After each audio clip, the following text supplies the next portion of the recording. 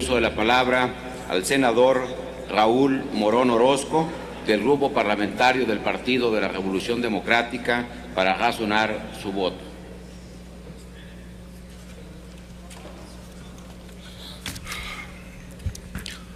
Con su permiso, senador presidente, compañeras y compañeros senadores, acudo a esta máxima tribuna parlamentaria para razonar mi voto del dictamen que aprueba diversas disposiciones constitucionales y legales en torno a lo que se ha denominado la reforma político-electoral, porque en esencia representa, a mi juicio, un nuevo atentado contra los derechos políticos del pueblo mexicano y una regresión de nuestra evolución democrática. Lo que hoy está a debate no es más que la continuación de una estrategia neoliberal para aprobar una serie de reformas estructurales que consolidan el desarrollo de un modelo económico y político impulsado por los gobiernos del PAN y del PRI durante los últimos 30 años, a costa del sacrificio de millones de familias mexicanas que hoy se debaten en el abandono, la pobreza y la miseria extrema. Esta reforma política, igual que la reforma laboral, la administrativa, la educativa y la fiscal, son las bases estructurales para la reinstalación del centralismo autoritario. Primero se aseguraron de debilitar las instituciones laborales, quitándole sentido al derecho de huelga y violentando la autonomía sindical. Después decidieron concentrar las funciones de gobernación y seguridad pública bajo una sola dirección y autoridad política.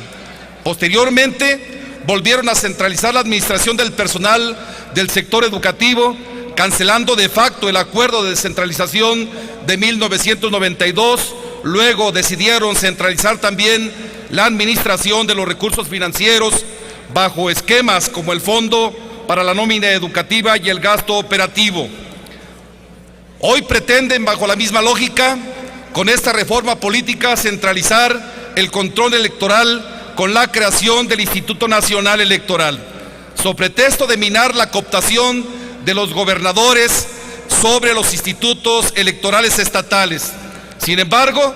se ha caído en el exceso de centralizar muchas funciones importantes en materia electoral. ¿Qué pasa por encima de la autonomía de los estados y que facilita el camino a la manipulación del gobierno federal? Si permitir la concentración de facultades electorales neutraliza la manipulación de los gobernadores, yo les pregunto, ¿quién garantizará que se blinde al Instituto Nacional Electoral de la manipulación y control político del gobierno federal y de sus operadores políticos?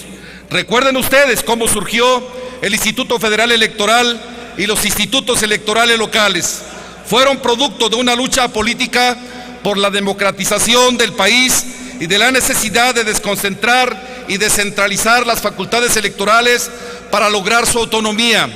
Ahora, sin embargo, bajo esta nueva realidad político-electoral, ¿quién podría asegurarnos que el destino de las elecciones locales no habrá de encontrarse predeterminado por los intereses del régimen político federal para asegurar la hegemonía absoluta y control totalitario de un presidencialismo que retrocede rápidamente de un régimen semidemocrático y cuasi consecuente a un régimen autoritario? Por eso, no me parece mal caminar hacia la transición del régimen político y del sistema de gobierno, de un presidencialismo puro a un semipresidencialismo consecuente mediante la alianza de dos poderes del Estado, el Ejecutivo y el Legislativo,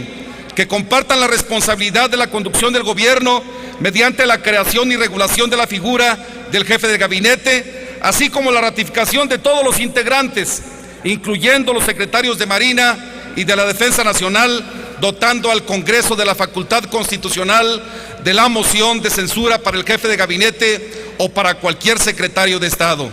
En un régimen semipresidencial, el Parlamento debe convertirse en un catalizador de los intereses populares y solo el pueblo, soberano legítimo del poder político, puede decidir sobre el destino de su gobierno y sus gobernantes. Una auténtica reforma política debe establecer mecanismos de participación directa de los ciudadanos para tener la posibilidad de revocar el mandato a sus representantes populares. Se ha abierto la puerta a la reelección, pero no se ha previsto la vía para terminar con ella cuando el mandato se ejerce de forma indebida e ineficiente. Eso es más que un contrasentido.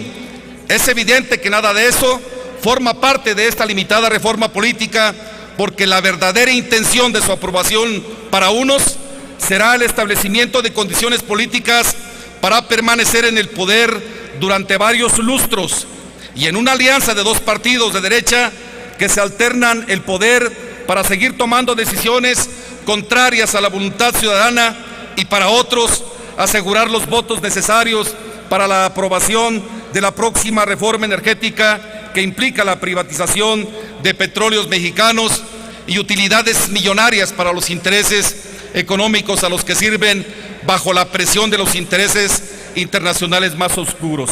Hace un par de semanas,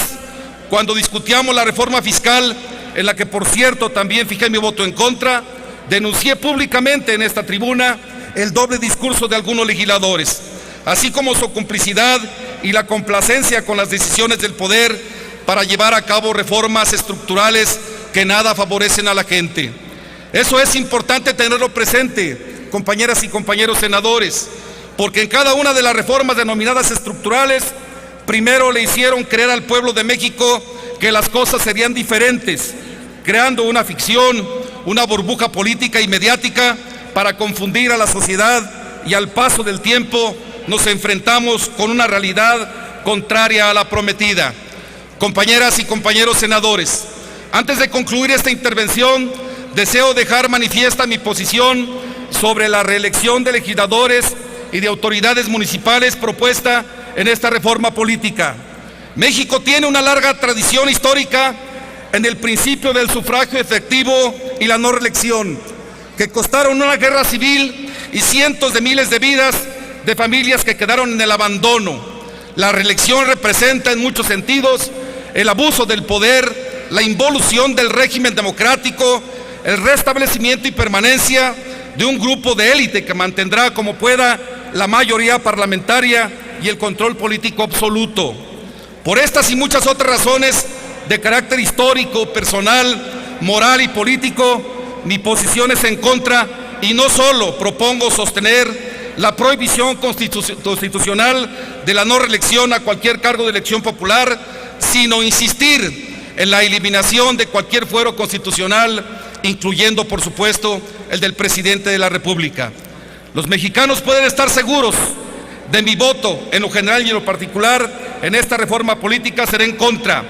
porque estoy convencido que atenta contra los derechos políticos y ciudadanos de la sociedad y compromete el futuro democrático y de libertades políticas que son el legado de muchas generaciones de mexicanos conquistadas en el fragor de la lucha revolucionaria. Por su atención, muchas gracias. Gracias, senador Raúl Morón Orozco. A continuación.